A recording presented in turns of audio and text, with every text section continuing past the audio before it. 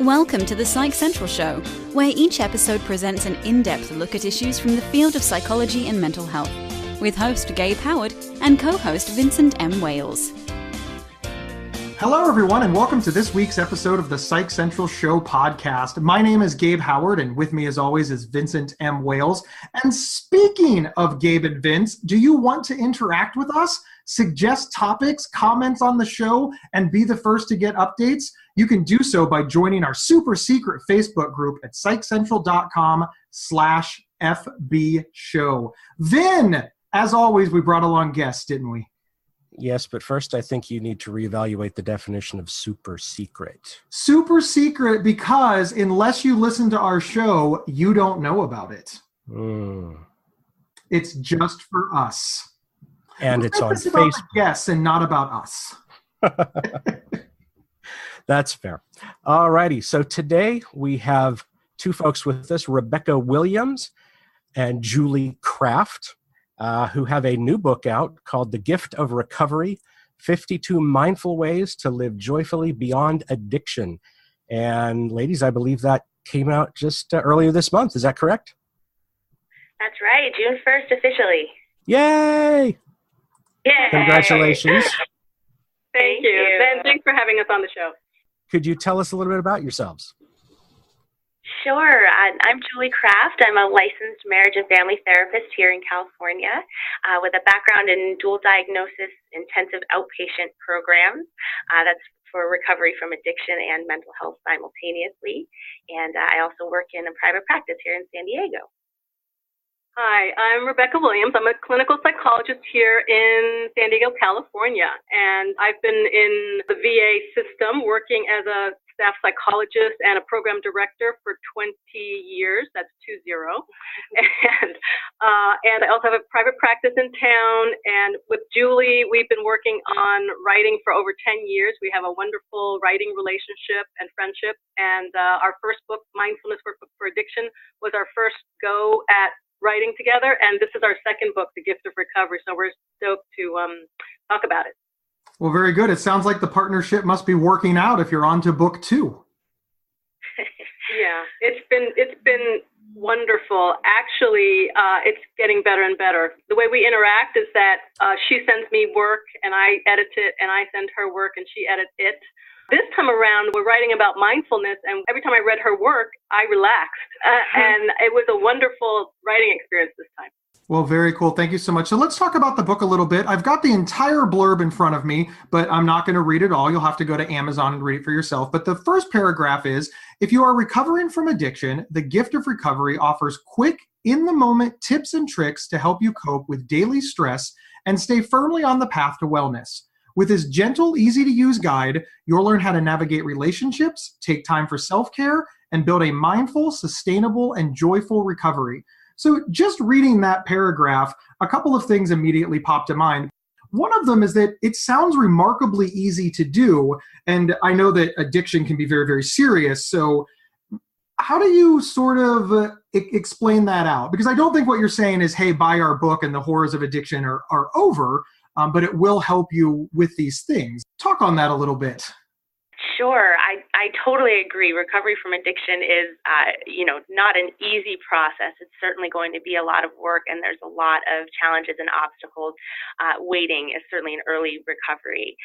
What we hope this book will do is to kind of simplify and make easy some concepts that are just going to make that road a little bit smoother. So using mindfulness practices and simple exercises to just kind of exhale some of that stress and really, cope on a day-to-day basis in a way that's going to facilitate recovery. Okay, thank you. How did you decide to take mindfulness and apply it to the topic of addiction in the first place? Yeah, that's a wonderful question. Mindfulness, as you guys know, have been around for, 30 years. I think John Kabat-Zinn brought it to University of Massachusetts, among other places, working with people who were actually having medical conditions. And I think he noticed, and he did research on the improvements people were having. So a lot of other folks across the country, a lot of researchers were adding mindfulness to other things like depression, anxiety, autism, and noticing people people were actually getting better. Mindfulness is just an ability to be in the present moment, breathe, and focus on breathing and decreasing judgment of yourself and your thoughts. So it sounds simple, as you said, but actually for addiction, it's extremely powerful because folks who are in recovery, early recovery from addiction, their minds are kind of frayed and frazzled, their nerve endings are frazzled, and I think that using mindfulness kind of smooths over the tension, the anxiety, the pressure, and folks can stay in the present moment and breathe and relax and not have to focus on cravings and triggers for further addiction. Let's stay on the topic of mindfulness for a moment, because to many people, mindfulness immediately conjures up images of hippies and incense and new age, things like that. And I feel that mindfulness has gotten a bad rap.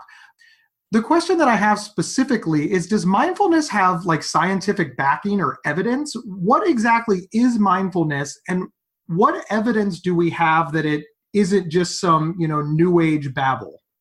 Yeah, the science of mindfulness is actually becoming more and more prevalent, which I think is the reason we're hearing even more about mindfulness than we used to. So actually, Time Magazine just came out with a special magazine recently called The Science of Happiness. And it's no coincidence that in the Science of Happiness magazine, there's several articles on the use of mindfulness. That's because the science is really backing it up. Just a few years ago, there was a book that came out called The Buddha's Brain that really was able to map the changes in the brain that occur through regular meditation practice. So now that we have these unbelievable brain scans that have been developed through science, we can actually see that people who meditate are having fundamental changes in the brain structure that help them to remain more focused, more calm, and even more compassionate. So this science now backing up mindfulness has really legitimized it outside of the hippies, as you say, and into corporate America, into the Marines. They have a program now in the military called MFIT, which is mindfulness fitness training, in an attempt to see, they did some initial studies to see whether mindfulness would actually prevent things like PTSD in combat veterans. And they've had such success that they got a $2 million grant, I believe it is, to go ahead and research mindfulness further for the military. So it's definitely far-ranging these days. Excellent, excellent. I know that one of the tenets of mindfulness is sort of this idea of radical acceptance, and everything is as it is supposed to be.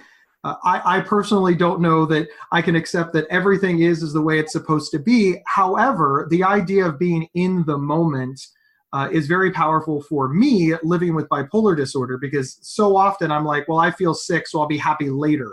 But of course, that doesn't do anything for me right now.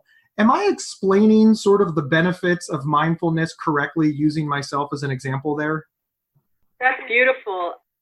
Yes, live in the moment, in the present moment. The real important piece that I think people get stuck on is without judgment. You're living in the moment, and then the little extra piece, which is kind of the most important part, is without judging yourself for whatever reactions, feelings, frustrations that you may have in the present moment. So that's the tricky part. So if we can jump from being in the moment to this next little island of without judgment, that is where things land really nicely. Thank you very much. Thank you. Yeah, I think that non-judgmental awareness of our experiences is a really big part of acceptance, and that sense of kind of it is what it is. And it's important to remember that, it is what it is doesn't mean that I'm enjoying it all that much, doesn't mean I wouldn't prefer a different situation, but it is this acceptance piece, because resistance to the present moment, resistance to what is happening right now, really just aggravates the situation. So if we can take resistance out of it and go, I'm having that kind of a moment. I'm noticing myself feeling stressed. I'm noticing tension in my body, or I'm noticing anger. Okay, that's where I'm at right now. And kind of give some acceptance and understanding to that moment. It's a lot different than, oh gosh, I'm tense. Oh no, that's going to make me nervous. Oh no, that means I'm going to panic. Oh no, what are things going to look like if I start to panic? That's a resistance state, and we can see how quickly things could escalate. Whereas if we can just relax into what is, that mindful state is just a lot more productive. It just makes more sense. One of the things that Gabe and I deal a lot with in our activism is stigma in the mental health realm. We know, for example, the truth about violence and mental illness, but the general public has a kind of skewed view of that. When it comes to addiction situations, we know that a lot of people are very judgmental of those who have an addiction problem. So when you say that the person with this addiction issue needs to be non-judgmental towards themselves, how hard is that when a lot of society is exactly the opposite? Yeah, I think it certainly is a challenge, really for all of us, to be accepting of ourselves. And certainly when our culture stigmatizes something that we are living with. So that is certainly a concern. And self-compassion is really something that we talk about throughout the gift of recovery, partly for that reason. Just cultivating self-acceptance and self-compassion is such an important part of recovery, and why we focus on it so much. I will say, in some ways, working in the field of addiction, I also work with the loved ones of addicts, and they really have their own challenges, obviously, severe challenges in acceptance. In some ways, I feel like the addict maybe has a leg up in understanding that they tried to stop, that they wanted to stop, that they felt a compulsion to continue using, and that really the choice, the sense of choosing it, was taken away from them. Whereas loved ones sometimes look at them and go, you're choosing to hurt our family. You don't care. And it's really hard for them to come from a place of compassion and let go of the stigma, because it's so hard to understand what's happening from the outside. This episode is sponsored by BetterHelp.com. Secure, convenient, and affordable online counseling. All counselors are licensed, accredited professionals. Anything you share is confidential. Schedule secure video or phone sessions, plus chat and text with your therapist whenever you feel it's needed. A month of online therapy often costs less than a single traditional face-to-face session. Go to BetterHelp.com/PsychCentral and experience 7 days of free therapy to see if online counseling is right for you. BetterHelp.com/PsychCentral. Let's talk about how the book then works. Is the reader expected to go through the book like page by page? Are there exercises in it? Is it a course or a study guide? Should you work with a therapist while you do it? How does the book fit into beating addiction? A wonderful question, and the answer is all of the above. The way I think of the gift of recovery is twofold. One, it's a gift for a person in recovery to give themselves as they're healing, as their brain is healing in recovery. So the person who chooses it for himself or herself goes through the book week by week, even day by day. We also have exercises for every single chapter, and there are 52 chapters, meaning there are 52 weeks of the year that you can play around with this. So you can go through and each week in order, or you can actually pick a topic. For example, stuck emotions that are too intense and you need help with that, or if you need help with self-compassion, you can go direct to that chapter, read it for the day, and hopefully do the small practice that we have that goes along with it.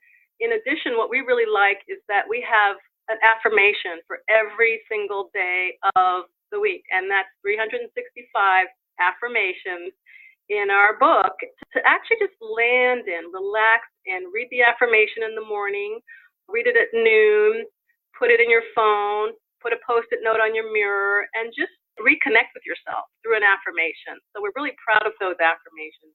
There's also downloadable mindfulness exercises. I think we've got about 10 of them. So it's a little bit for everybody. It's also phenomenal if you're working with a therapist and you go over some of the skills, some of the mindfulness exercises within the therapy session. We've actually already talked to people who are using it in group for addiction recovery. And our other book, Mindfulness Workbook for Addiction, has been used in prisons also. So it's really far-reaching in terms of how you use the book and who uses the book. That's very, very cool. Thank you so very much. One of the questions that I have is we have a lot of experts on this show, and we are also big on lived experience. What prompted you to write this book? Do you have, I'm trying to avoid saying, are you an addict or a previous addict, but do you have personal experience, or is this just a professional endeavor for the two of you? Yeah, and I think both of us have been touched by the world of addiction. And like most people, I really don't think you can escape addiction having had some kind of an impact on your life. And there's a lot of different ways that can take place, obviously, through a family member, loved one, and, all various forms of addiction. So, yes, I think it is obviously a personal topic to both of us. Mm-hmm. That's how I began the actual journey. And when Julie was a MF, marriage, family, and therapy trainee with me, and I really saw a spark in her because she was so passionate about her clients. And I was passionate about trying to figure out how to package the idea of loss and addiction, because I have lived experience with a family member who had significant loss and became addicted and struggled tremendously. So I wanted to package this and get it out there, but I needed someone to work with. So between Julie and I, we actually, with our clinical experience and our supervisory experience, VA experience, we actually were able to package this product and make it user-friendly. So it's a love of mine to really touch someone else with addiction. It's my favorite thing to work with addiction recovery and, dual diagnosis, mental health recovery. I believe there's such hope and wonderfulness that happens, and that's what the second book is about, to really kind of tap into the hope, the joy that unfortunately I was not able to see within my family, the second phase, which is recovery. So that's why we have such a strong connection with this. Thank you so much for your candor in answering these questions. A lot of times people talk about, addiction and mental illness, and we tend to talk about it from the aspect that we're somehow insulated from it. And one of the things that the Psych Central show tries to do is to show that, listen, this impacts all of us. Even if you don't have addiction issues yourself, or mental health issues yourself, or a mental illness yourself, it could be your loved ones, your friends, your coworkers. And this is valuable for all of us to understand. And hopefully it doesn't impact us in major, major ways, like it certainly has Vin and me. But it could, and we just certainly want to get that conversation out there. So thank you for your honesty. We really appreciate that. That being said, I think a lot of people don't realize either just how common it is for mental health problem and a substance use problem to go hand in hand. Can you speak to that a little bit, please? Yeah, absolutely. It's extremely common, and it goes in both directions, right? So substances can induce mental health concerns significantly. So in the case of alcohol, for example, I remember one of my professors saying if she was an evil genius and she wanted to invent something that would cause depression, she would have invented alcohol. I always thought that was really interesting. And then, of course, mental illness, in an attempt to cope with mental illness, substances often come into the picture. So they are intricately linked.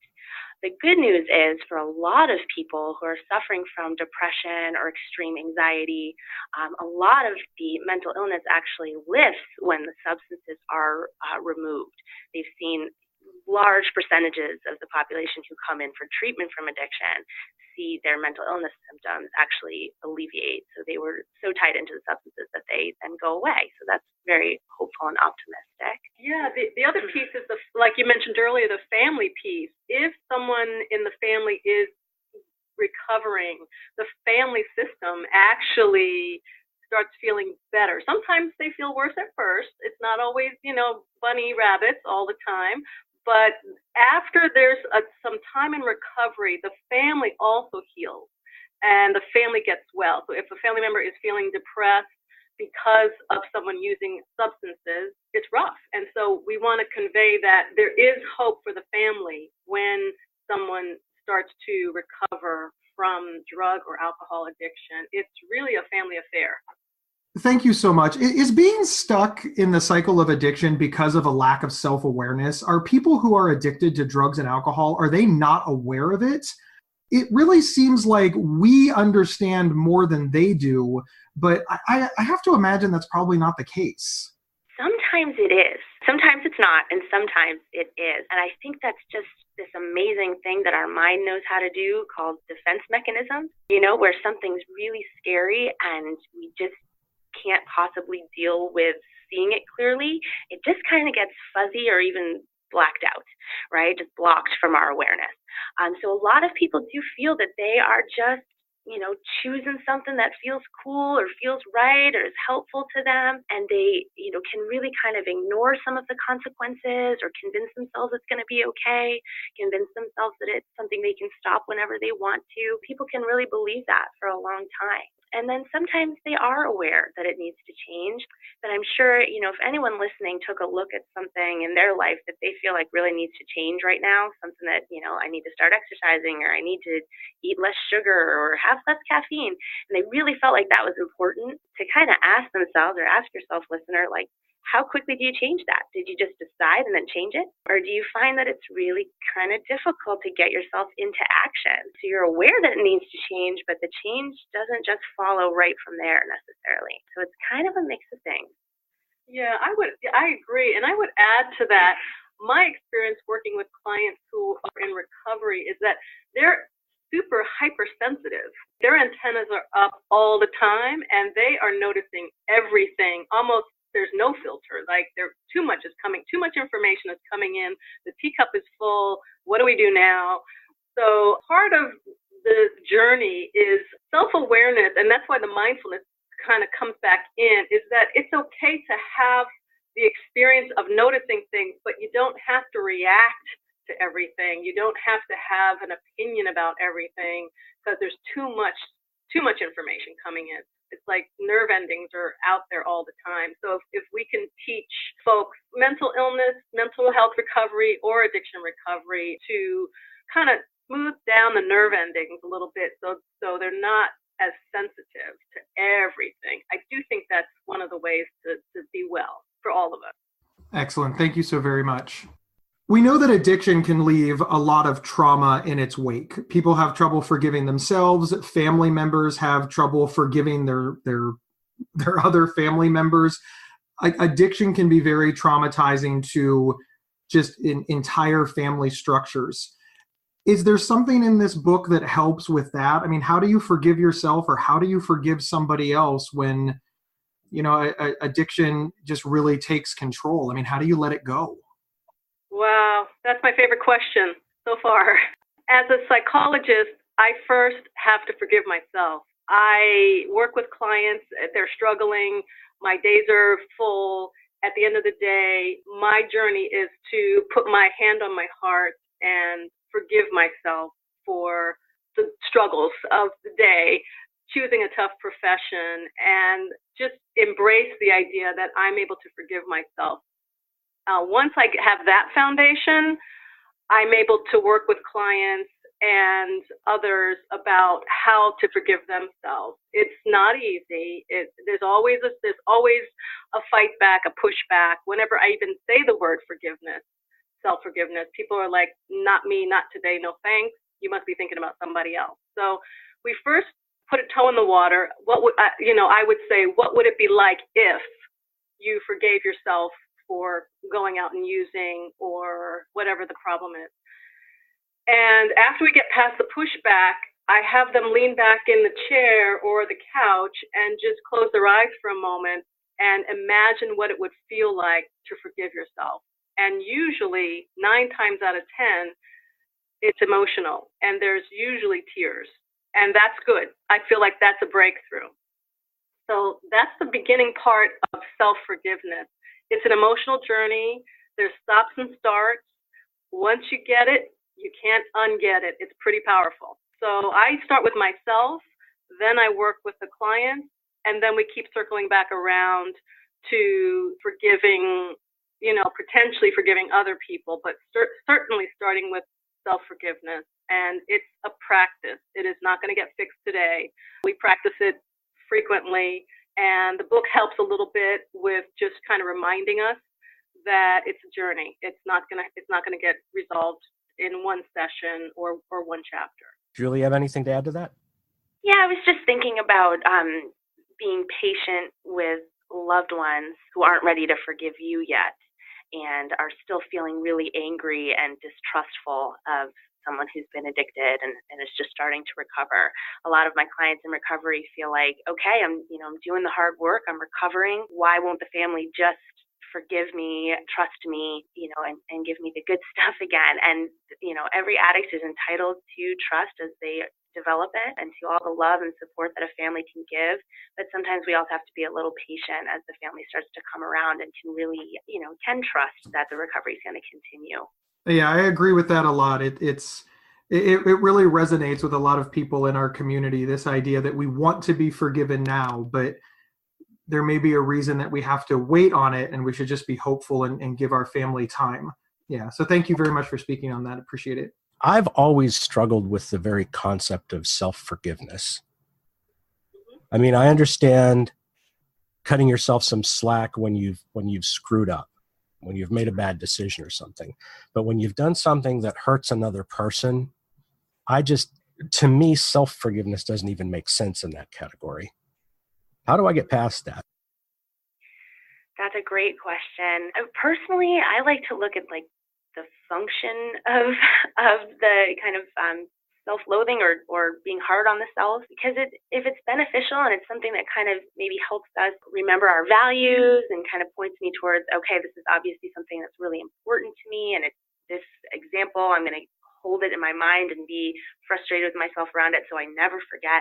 I don't know, maybe it serves some kind of a purpose. But if it's not serving a purpose and it's harmful to us in some way and keeping us from moving forward, then that's something I would want to evaluate. I would always, with a client, look at, is this serving you? Is this helping you move forward in a positive direction? Or is it holding you back? If it's serving you, great. If it's not, let's look at it. Maybe it's time to let it drop. And to me, the self-forgiveness piece and the self-acceptance piece really does allow us to move forward. A lot of us have this idea that if we beat ourselves up enough, we'll make mistakes again, or we'll be perfect, or maybe we use that beating ourselves up to try to motivate us. But all the studies show that motivation actually comes more from self-love than it does from self-loathing. So can we just, like Rebecca said, kind of dip a toe into that space, just experiment a little bit with how would it feel to really forgive ourselves? Would that maybe open up some doors? Okay, I'll give some thought to that. Thank you so much. We really appreciate you both being on the show. I'm assuming that your book is on Amazon. Can you tell us the name again? And is there a website for the book? Sure. The name of the book is The Gift of Recovery. It's by myself, Rebecca Williams, and Julie Kraft with a K. And it is on Amazon now. It just came out June 1st. newharbinger.com is our publisher, and it's on that website also. And we have a website that is in development, but it's up and running. It's called mindfulnessworkbook.com, and I'll be adding, this podcast and others to the website so that people can listen there also. Wonderful. We are very flattered to be on that website, and we, of course, wish you the best of luck with your book, and thank you for being on the show. Thank you for having us. You're very, very welcome. All right, everyone. Remember, you can get 1 week of free, convenient, affordable, private online counseling anytime, anywhere by visiting betterhelp.com/psychcentral. Remember, they sponsor the show, so they help keep the lights on. We will see everybody next week. Thank you for listening to the Psych Central Show. Please rate, review, and subscribe on iTunes or wherever you found this podcast. We encourage you to share our show on social media and with friends and family. Previous episodes can be found at psychcentral.com/show. Psychcentral.com is the internet's oldest and largest independent mental health website. Psych Central is overseen by Dr. John Grohol, a mental health expert and one of the pioneering leaders in online mental health. Our host, Gabe Howard, is an award-winning writer and speaker who travels nationally. You can find more information on Gabe at gabehoward.com. Our co-host, Vincent M. Wales, is a trained suicide prevention crisis counselor and author of several award-winning speculative fiction novels. You can learn more about Vincent at vincentmwales.com. If you have feedback about the show, please email talkback@psychcentral.com.